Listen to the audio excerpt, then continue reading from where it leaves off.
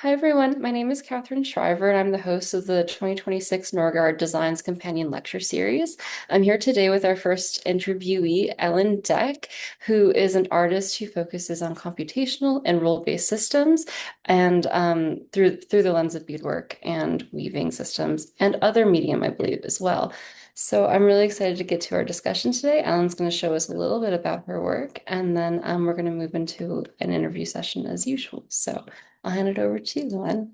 Great. And I'm really happy to meet you properly, Catherine. I've been admiring your work now for well over 3 years, and it sort of keeps me going. Sometimes you sort of wonder if you're the only crazy person out there Great. beating incessantly for hours. And then I think, no, no, no, Catherine is beating for We are hours. out here. Yeah. And I feel like a spirit, a sort of common spirit with you. So it was a thrill to be invited to meet you and to have this conversation. So I'm really excited.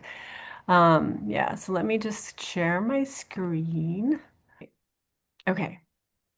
So I also, just to keep myself kind of reasonably within time, I did write up my talk. So it's a little bit, I hope it's not too wooden or boring. I think yeah, the words are really important to me. So I want to make sure that I articulate things in the most thoughtful way. And I've thought about these things quite a bit. So yeah, I want to share the sort of best quality kind of expression of these ideas that I can. So that's why I've sort of written things up. So if you see me sort of glancing down, that's why.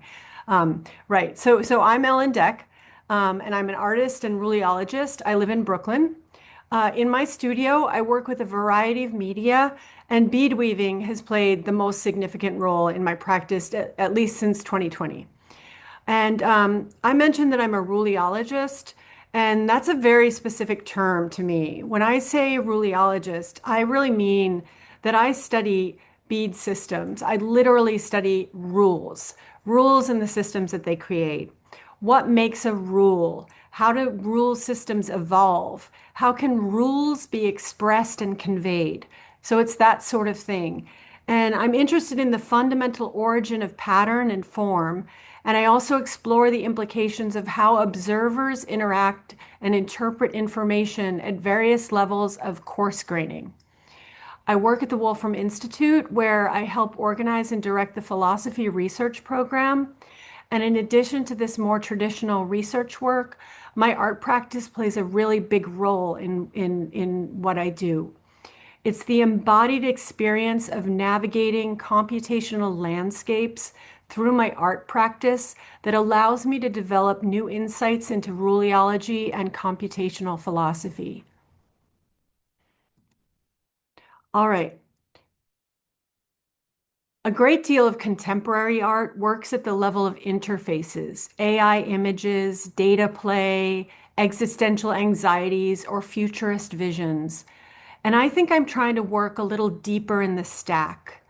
As a human making things by hand, I'm trying to pry back the ornament of both nature and technology to get to the level where these domains share the same underlying questions. How do constraints generate whole worlds of unexpected beauty? And how does it feel to experience this unfolding? All right, so first I'll give you a little bit of technical background about how I make these pieces, although among beaters that might be, less interesting than for my more technical audiences. And then I'll share some computational observations I've made along the way. A few years ago, I was using glass beads to explore how form grows and evolves to take on recognizable but unique organic shapes. I became fascinated by how a simple tube could take on so many different personalities based on things like bead size, bead shape, surface texture, and the type of thread or monofilament I was using. Of course, glass beads are ancient, culturally loaded materials, symbolic, tactile, transactional, mnemonic, archival, computational. They're like pixels you can play with your hands. And after working with a range of forms, I wanted to start to investigate pattern. I've always wanted to know what it's like to inhabit a pattern, to feel it from the inside, to become part of a system based on the simplest of rules, and to suffer from strict constraints. And I love to figure out how to subvert the rules without getting caught. All right, so there's a famous book from 2002 by Stephen Wolfram called A New Kind of Science, and many artists and beaters will have this even on their shelves. The images in that book take on a bold didactic role. Often it's the only thing people actually look at, and I wanted to pay tribute to that. I wondered if I could use the rules he calls cellular automata to create beaded patterns. So I also really want to mention that Gwen Fisher is another bead worker with the same fascination.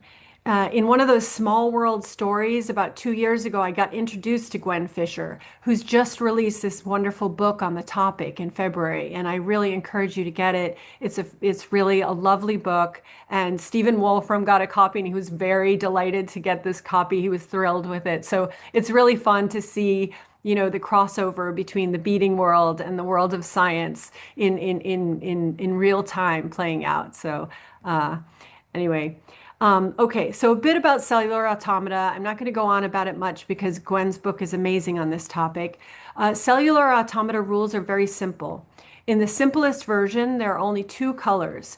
If you're working in a grid, the color of each cell is determined based on the three cells above it. But of course, this is peyote stitch, so there are some sort of modifications I have to make. After some exploration with other rules, I decided to use what I call a same different rule, which is also known as Rule 90, but kind of more simplified. I begin with two kinds of beads. One kind I call a background type, and one kind I call a catalyst type. And essentially, I never look at a pattern as I'm weaving. I can't stand that. The rule is simply a heuristic I can keep in my head as I weave into each peyote nook. If the two neighboring beads are the same, I use a background bead. And if the two neighboring beads are different, I use a catalyst bead. And that is it, over and over again. So it turns out that this particular same different heuristic preserves symmetry, so that if I were working in a perfect circle, no matter where the initial catalyst bead was placed, a symmetric pattern would emerge. As you can see, I work in a triangle form. So at first I use symmetry. I place the initial bead in a symmetric strategy, and then I use that symmetry as a kind of affordance to check the errors in the system and protect the system from error. So I don't really follow a pattern and I'm not counting beads. I'm just following this rule system. And then when I complete a row, I just check to make sure it's still symmetric. And that's a really great way to maintain the integrity of the system when it's small. When the piece is small, the mistakes are very easy to detect because the corresponding regions can still be sort of compared. But at any point I can map against the side to find out where something's gone wrong. And then I kind of decide, do I want to fix it or do I want to like lean into that error? All right, but as the piece grows, the symmetry becomes harder to monitor. The landscape exceeds my ability to accurately maintain all the mappings. And that's when genuinely new differences can enter into the system. So as the work grows, I add more bead types, more colors to the mix. Some I might think of as background bead types that I've added, some that I might think of as new catalyst beads that I've added, but they always play that relative role in the region in which they appear. But of course, like I said, errors can happen. Maybe I become tired. Maybe my lighting is poor. Maybe my palette, actually more often than not, my palette has become super messy and the wrong bead gets onto the needle and I don't maybe notice because I'm preoccupied listening to some podcast or audiobook and the pattern's too large to actually check. And then that mistake sort of gets hidden in there and I keep going on. And the thing about using a rule system is that the mistake can propagate. So at first I might not see that an error happened, but it does change the landscape permanently. So the pattern evolves and the impact of each mistake can propagate. Okay, and so this slide is really meant to show you an example of how I bring my art making into more of a research framework. So, as a technical point, not all mistakes or glitches are the same. A background mistake and a catalyst mistake have fundamentally different consequences for the ecology of the system. If a catalyst bead appears where a background bead should have been, the rupture kind of propagates structurally through the pattern. And a new, like I kind of think of it as a new distinction has entered the landscape, and the whole system kind of evolves to organize around it. But if a background variation appears, say I use a shiny green bead instead of a matte green bead, something kind of subtler can happen. The system sort of develops a new pattern inside the background area, and that winds up creating new sort of triangle opportunities. All right. So I try not to make random interventions. Instead, I aim to let organic error shape these patterns. I always look for a natural motivation from any additions. I want novelty to emerge in ways that still adhere to the spirit of the rule system. So, what I mean by that is that in natural material ecologies, where does new and different really come from? And how does novelty insert itself into the symphony of an existing rule system? So, one interesting thing is that errors almost never occur inside those triangular regions, and which is made of background beads. Those triangular regions are all made by what I call background beads. And the reason is that in regions of strong probability, there's less room for error. So, and those are areas that it's very easy to predict and see what the right bead should be. So sometimes I like to stir things up in those triangular spaces, and if I choose to do so, I'll do that. And so here you can kind of see an example of where I kind of showed off that I knew this triangle region had emerged, so I was going to put some triangles inside other triangles just for fun. So that was like something that I felt sort of experimental thing to do. Uh, so I do sometimes inject error deliberately with the desire to sort of control or shift the piece in a different direction. And as the piece becomes more complicated, different regions have their own little internal logic for which are the background beads and which are the catalyst beads.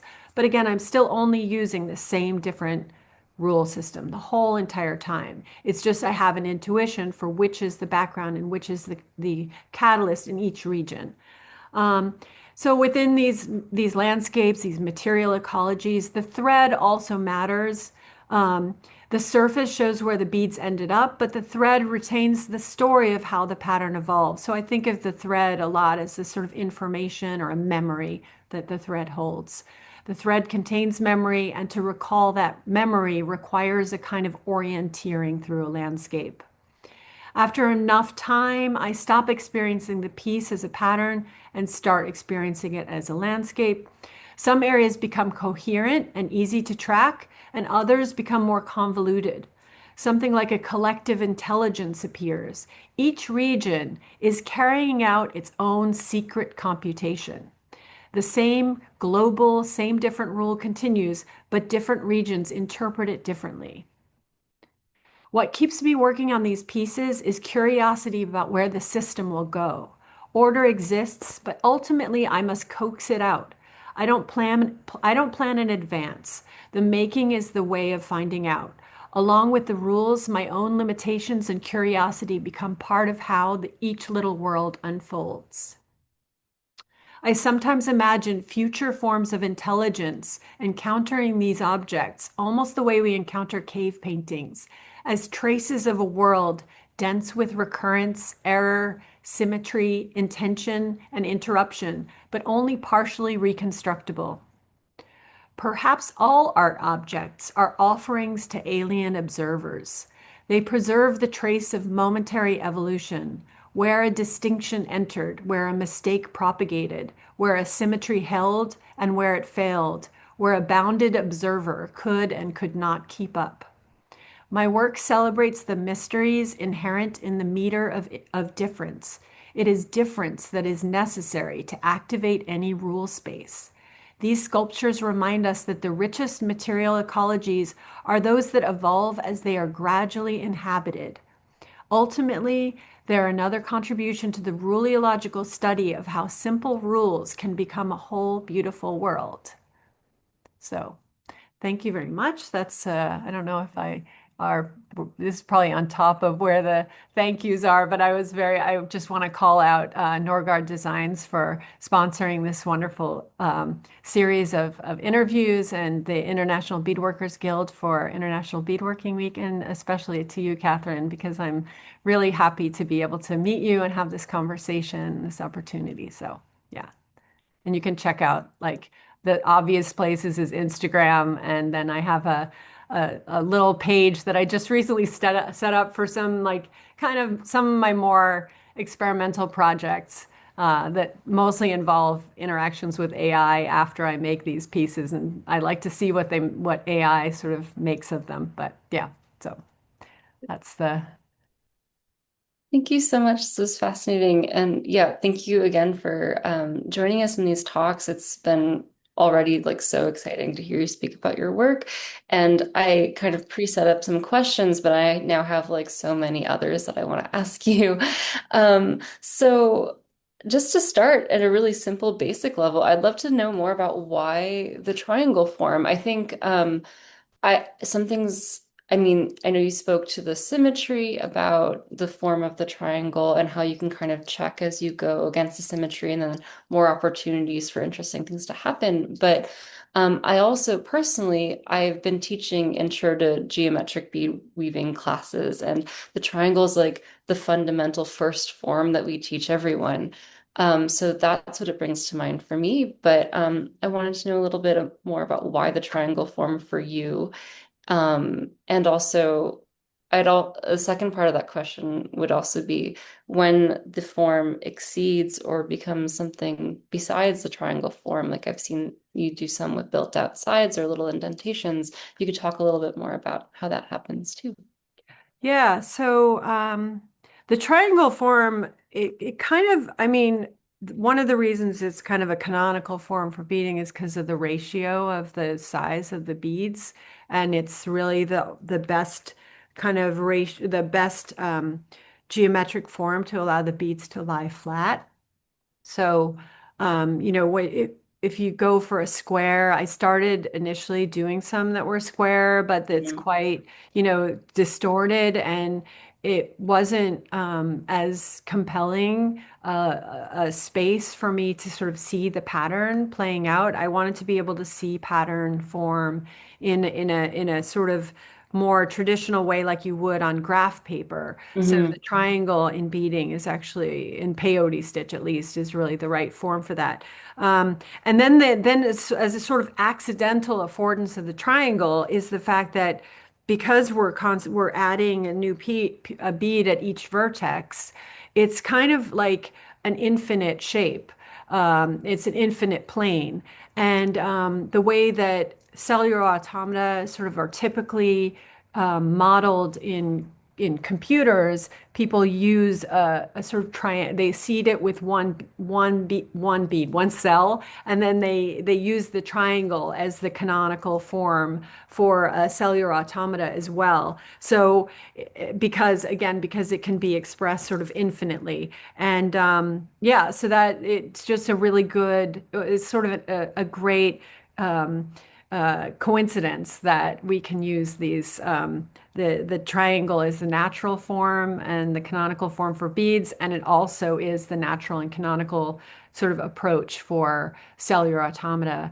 But like you mentioned, I do sometimes add new things to the piece. Um, Sometimes it's just a curiosity about how. So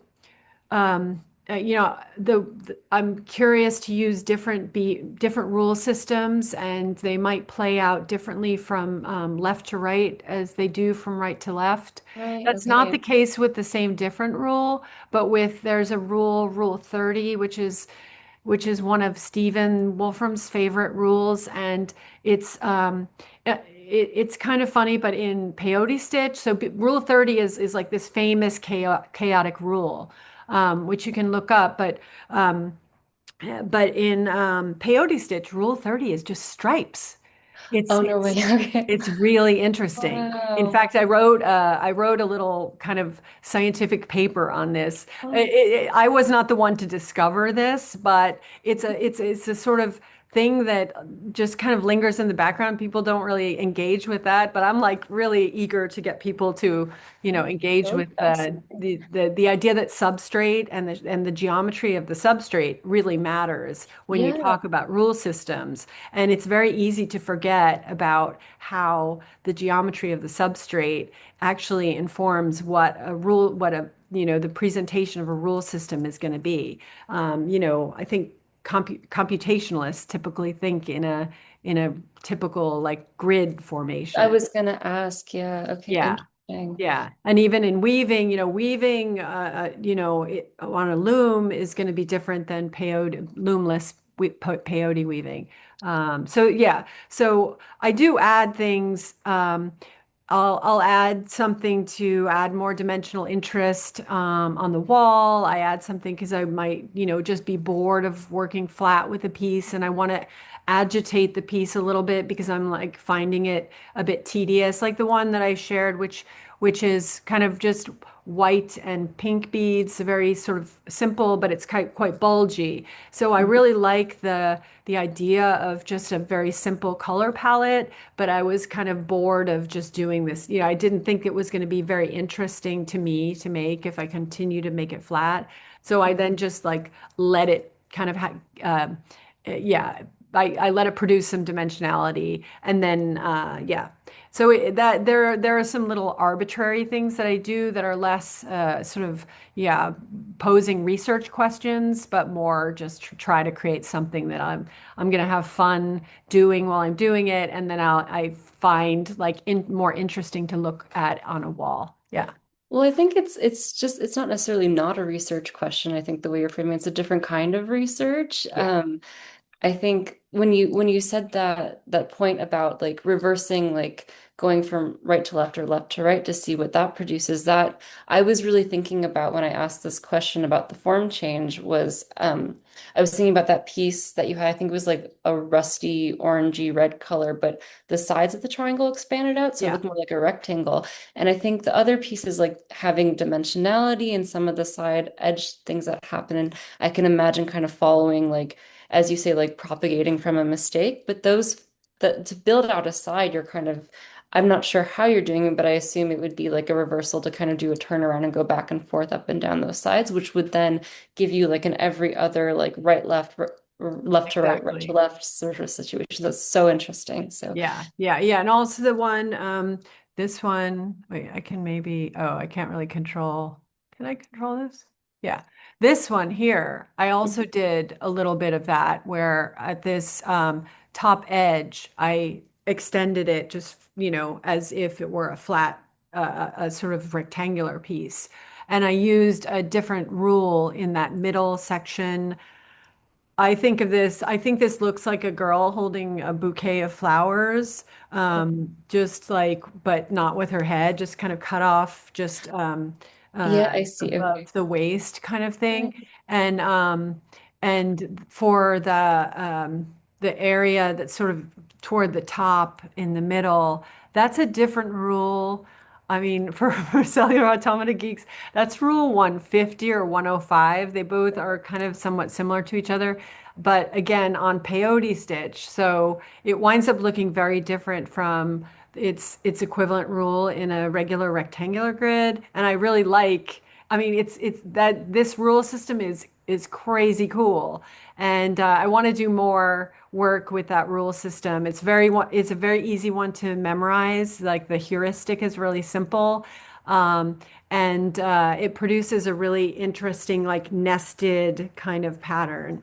I actually also, one of the things I'd like to do through the Wolfram Institute at some point is to do a serious catalog, like a computational investigation of primitive forms of like more like the historic shapes in different beaded works Mm. and look at the peyote stitched works and map them out against what they could be, what the rule would have been as a cellular automata, because I'm pretty sure that those heuristics that that bead workers were using, even before you could write potentially, could Right. be those same actual rule heuristics that translate into cellular automata, but that the link has not been made because those rule systems were implemented in this different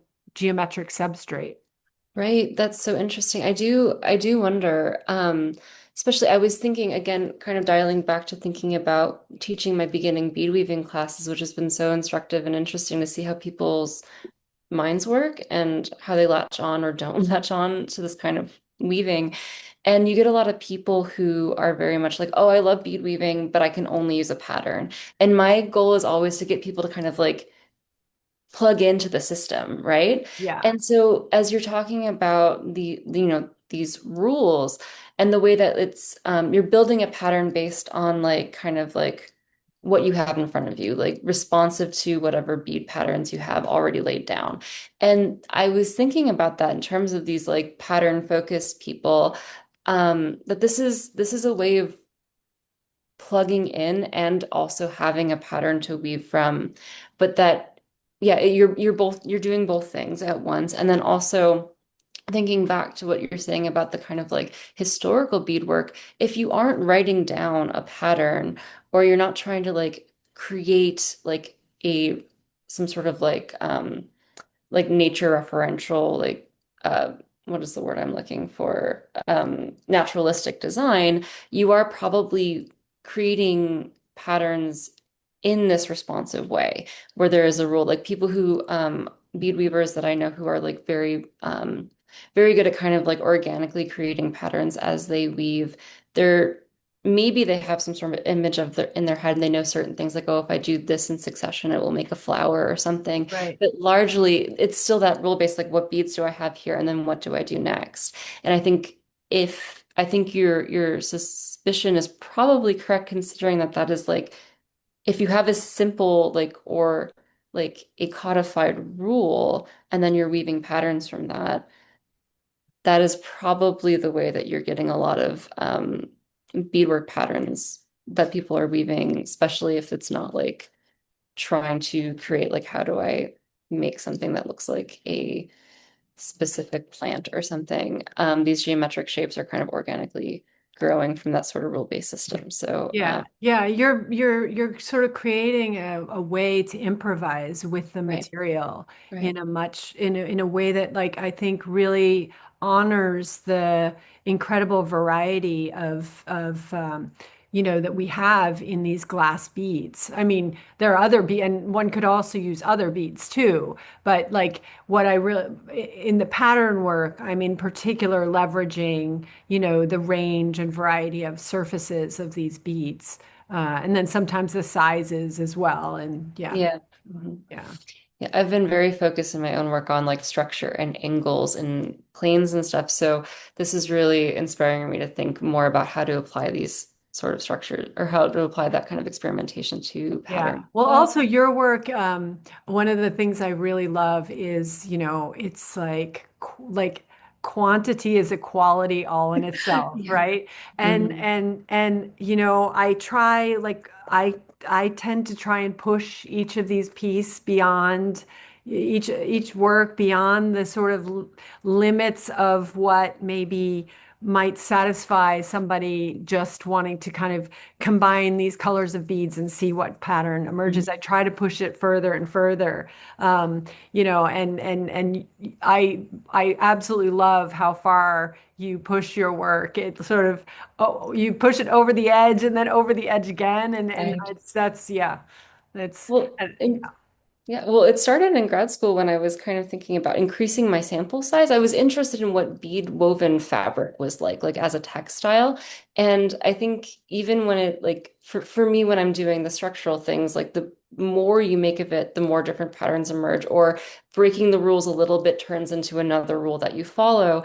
And yeah. I think even just I mean, you're doing that with patterns as well. And the more that you surface area that you have, the more opportunity for new patterns to emerge or for error to come in and do something different. And even just like the bigger these things get, the material properties of them change as like a textile too. And so that's one thing that I really love about your work is that kind of attention to like how to like intervene on the strict form as well and allowing the triangle to become dimensional or like see what happens if you build off over here. Because that interplay just it creates so many like that's kind of like where the like scientific research melts with the artistic research in this really beautiful way. Um, to a little bit tangential to that point, I wanted to ask you a little bit about like when you do have to make visual or like artistic or aesthetic decisions, how does that happen? Like I know so much of like what you're doing is so rules based. But particular in like you do have to choose color and you do have to decide like when does it maybe need a little dimension? And that's something in my work, like using color has always been. I know a lot of other artists like this. We tend to be like, we use what we have, or like we ignore that. We go all monochrome to ignore that rule, or you set some sort of rule for yourself and then you chug along. But you are using color. And so I wanted to ask a little bit about how you make these aesthetic decisions that like are maybe outside of the rule-based system, but still impact the piece quite a bit. Yeah.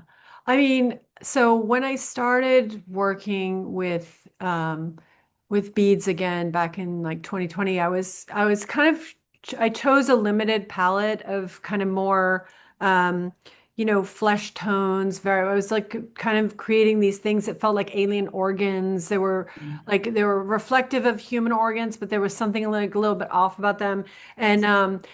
So I was using a pretty limited palette and then but letting myself use different bead shapes, and it was a little bit more you know spontaneous than this rule-based investigation. With the rule-based stuff, I mean, I found that when I use I have a I'm more attracted to the monochromatic stuff, to be honest. Like I like the idea of investigating form and seeing how the dynamic quality of the piece changes as it gets larger. Like I share your fascination with that type of aesthetic investigation, but for the pattern work, I really had to allow myself to get into the whole color world.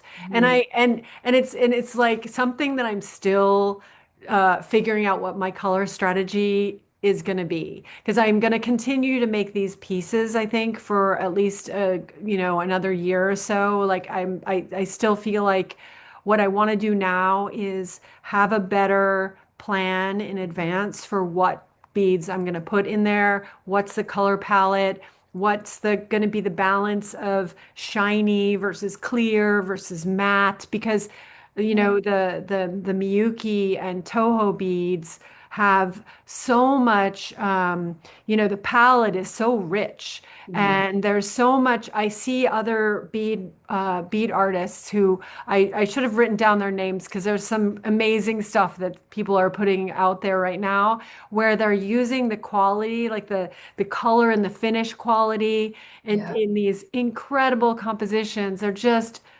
delicious. And they're exploring kind of different dynamic different aspects of this wonderful material. And I want to be able to contribute to that conversation too, Mhm. about like these bead qualities and finishes, and how they sit relative to each other, how they talk to each other. And I want to use but I still want to use like rules in order to do that. Yeah. Totally. And I even just the way that like matte and transparent beads play off of each other too and give you that depth and then the thread comes into it a little bit more when you're using the transparent beads Yeah. and there's just so much. I also just want to mention I had the opportunity of seeing like a Joyce Scott piece up close one time and it was one of her like flatter pieces. And I hadn't seen any of her work in person until that moment. And noticing the specific way, like 'cause she uses all sizes and shapes of beads, all colors, but it was like these two kind of abstracted figures, I believe, that were kind of intertwined. And the way that she used color, like very much blew me away. And it's something that I would not have been able to tell from like images of the work because like the silver line beads that kind of sparkle she was using to like draw your eye around the piece in a way that like had so much movement. And even like the suggestion of like a tear suddenly became very vivid because you could feel the kind of light traveling through as if the water was dropping. And then the way that like, transparent or like different finished beads were used to create depth was just that was shocking to me. And it's something that I feel like you have to be that expert. Like you have to be at Joyce Scott level to be able to do this in beadwork. But I think it's something I think a lot about now. Yeah. And I think not everybody is really doing that with color. And I think that's, oh, Yeah. Yeah, but I do see out there are some really interesting artists who are using beads in their like small compositions, but really playing with the different, not just the color, but also the finish to Mhm. create a kind of visual effect. And I think what they're doing is they're using Adobe or some Mhm. online thing to some computer to develop a grid. These are kind of mostly loom woven Mhm. pieces. Mhm. Then they translate that grid to a particular kind of color vocabulary and then execute on that. But I'm really interested in how to kind of, you know, create interesting transitions with different bead types. Yeah. So what I really want to do is improve my relationship with color and the bead type and to probably plan these pieces in advance. Because what I actually do is I like, I'll start a piece based on what I have right in front of me, and then Mhm. I just kind of like build on it from there. And yeah, I should be a little bit more, given how long it takes to work on it to make these things. It's a good, you're doing your future self a favor if you plan a little bit in advance. I think that's, yeah. It's true. I have this kind of complicated relationship with like planning and not planning too. And I imagine with your work where you are like propagating mistakes and kind of working responsively, maybe it's the same, but I feel like I learned so much from having to like start, like I always think I'm kind of making something. My planning usually extends from like what beads do I have? How much can I get out of that? And then what form do I want to figure out? Like what form do I want to expand on and see what happens when it's expanded on. But I think like when so often starting from that plan, the point is to keep it loose because then the more you have to take it out and start like if it isn't doing things that you think are interesting, and then you kind of reformulate what the rules are and work with it and find mistakes or build on them or realize that what you thought was a mistake is maybe just another rule. I think that these things are also really fruitful, and it's kind of the way that I have always come to art making. But then, yes, the things that you can do when you actually step back and plan also do really help out too. So I have a complicated relationship with this, and I wonder how you Yeah. feel too. Yeah. Yeah. Mhm. Yeah. All right. Another question I'd love to ask you is, especially hearing more about like the interest in the triangle and like that, like kind of like almost like natural structure, with that perfect like two beads as an angle and one bead is flat kind of ratio. There are also like the suite of like the hyperbolic shapes that follow the same logic around a different, like just center. And I wonder if like the warp square or any of the other forms where you were just basically building a triangle structure, but around like four beads, five beads, six beads, and you get all the different planes.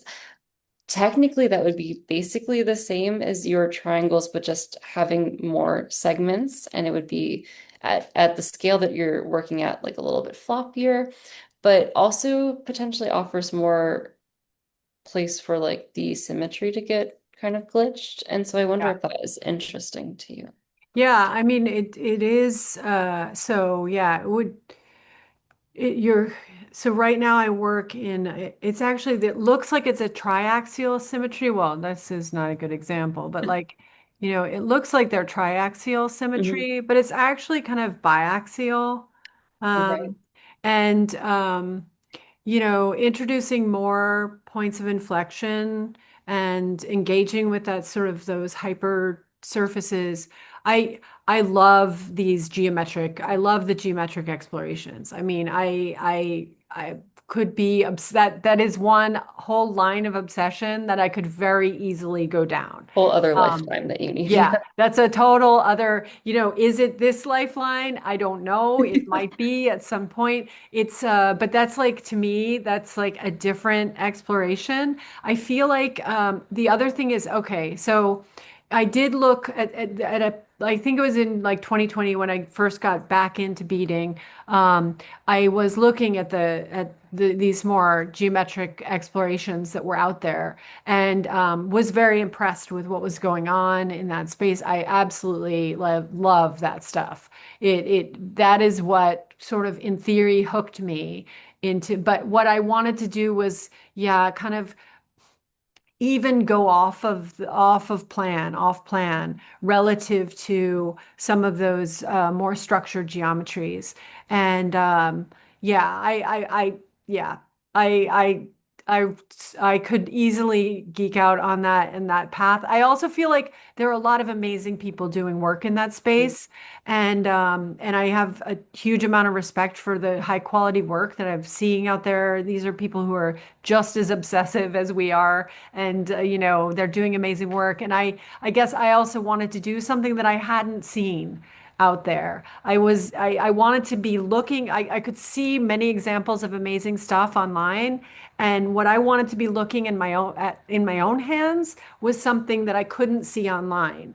And that I couldn't see a picture of. So I have aphantasia. I can't put a picture in my head of what I want to sort of draw or achieve. But when I'm looking at it, that's an incredibly rich experience for me. And so so that also is why I maybe steered away from that space. But yeah, don't get me started. Well, I do think you're contributing something really unique and essential, so thank Thank you. you. Okay, so I guess I might just, what time are we at? I might Yeah. start to kind of wrap up a little bit, even though there's so many things I want to ask you. I'd love to just, here, I'll throw three questions at you and you can omit one or two, or you can go for all three, but I'll lay it out for us for the rest of our time. I would love to ask you a little bit more about your time at the Textile Arts Center. Just, Oh, yeah. it's a recent residency you did maybe in 2024, was that? Yep. Okay. No, 2025, February Okay. 2025. Yeah. Oh, great. Yeah, I would love to hear a little more about that. I'd also love to hear a little bit about like why you picked up beads, like when, how, why, what was the impetus? And then, because I'm always really interested, we come to beads in such different ways, all of Yeah. us. So What I'd do love they want from us? yeah, right. And yeah, beads come to us often. Yeah. And then finally, I'd love to hear, maybe you touched on this a little bit, but if there's something that you're looking to pursue in your work soon or in the future that you haven't yet, I would love to Yeah. hear. Yeah. Well, the Textile Arts Center, it was great. I applied to an open call for a program that they call the Artists in Residence. But it's like WIP, Mhm. so work in progress. And the idea, so Textile Arts Center has a really great like 9 month artist residency where artists are given studio space and access to the resources of this beautiful, large weaving and textile art space in Gowanus in Brooklyn. And so these artists are, I mean, I met such impressive artists there. The stuff that they're doing right now, I'm blown away. And they were in they're in their studios, and then one of the studios is then allocated on a monthly basis to an artist who is, meant to kind of come in and bring their practice as it is currently in progress, and to work in that space and to share their practice with the other members of the artist in residence community and other members of the community who kind of engage with the Textile Arts Center programming. And so it was a really good model for I think adding some like ongoing energy into their artist in residence program, because each new artist, I think, kind of on a monthly basis, was sort of excited to meet the artists in residence and enter into dialogue and, learn the things. Unfortunately, the February that I was there, I got COVID.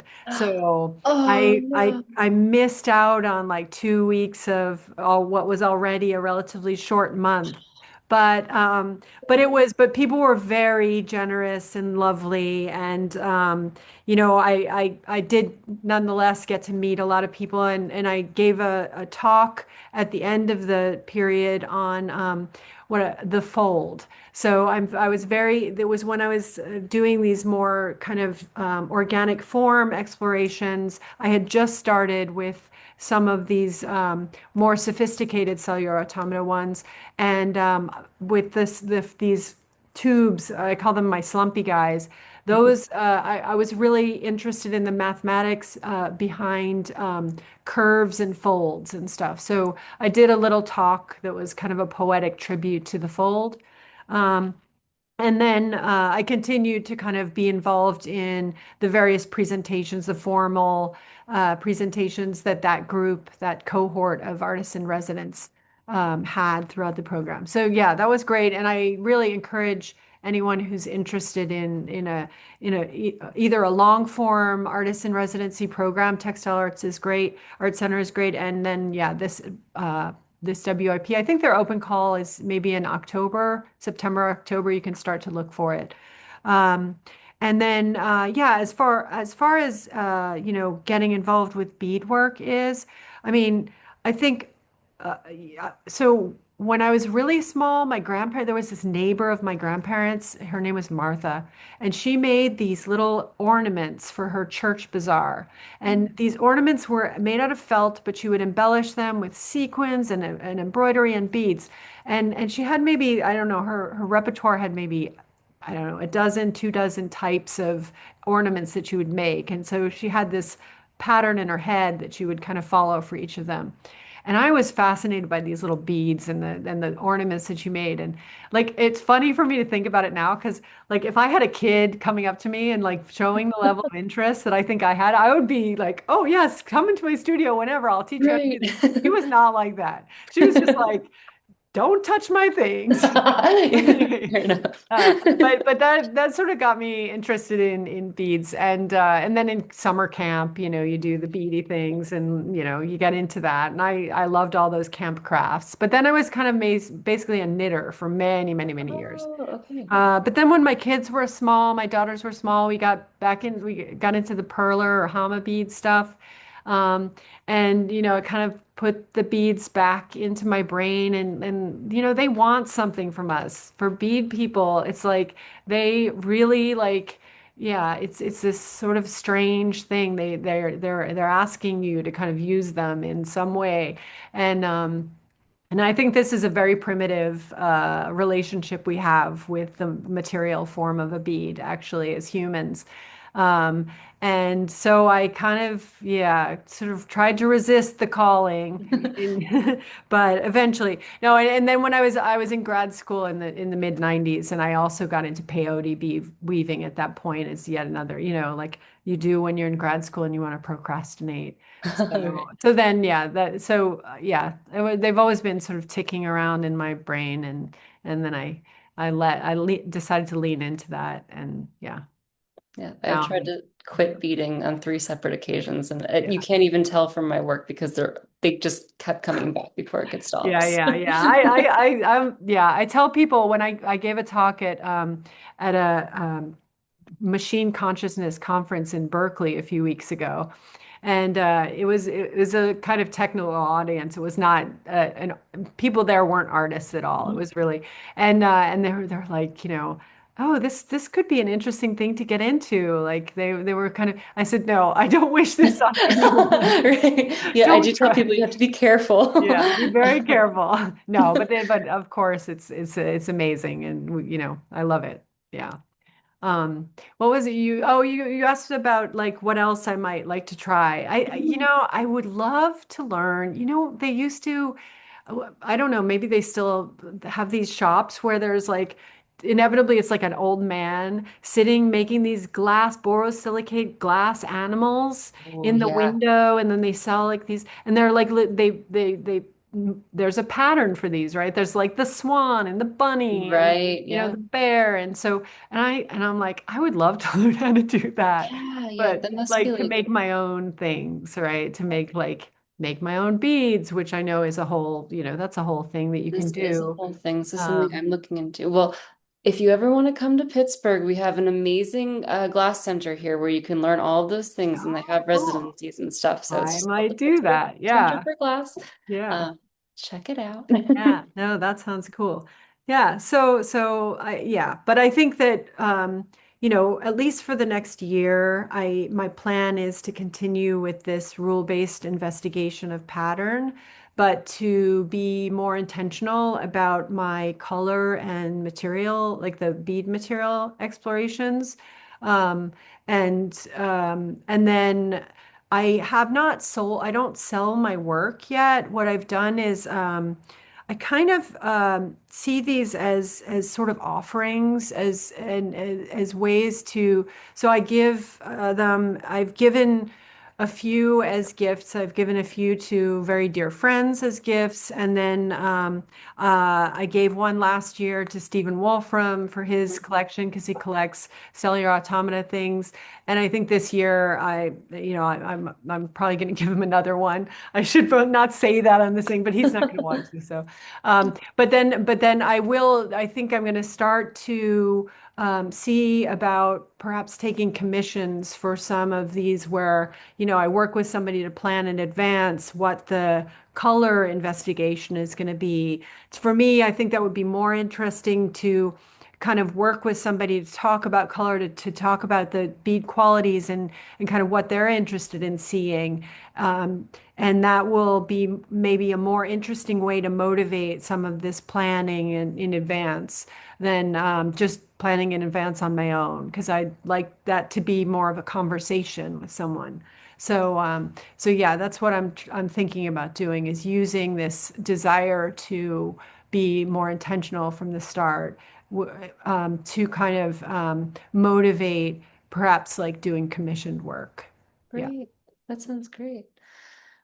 Well, again, I have so many other things I would love to chat with you about. So I hope we stay in touch. It would be Yes, great for to talk sure. to you Let's again. absolutely stay in touch. And Great. yeah, I'm looking forward. Like when you mentioned something about your studio, and I would love to talk more about that too. Oh, of course. Yeah, for sure. Anytime. And I think I might have occasion to come to New York over the next year Oh, soon. So terrific. maybe I'll let Yeah, you. But for sure. I'd Let love. me know, and we can go around, so we can go to museum together. And that it would be actually really fun to go to like the Museum of or the Met, where there's like the textile area, and we can geek out over textile patterns. That would be so great. I would love that. Yeah. Okay, well, thank you so much for your time, for so generously sharing so much about your work.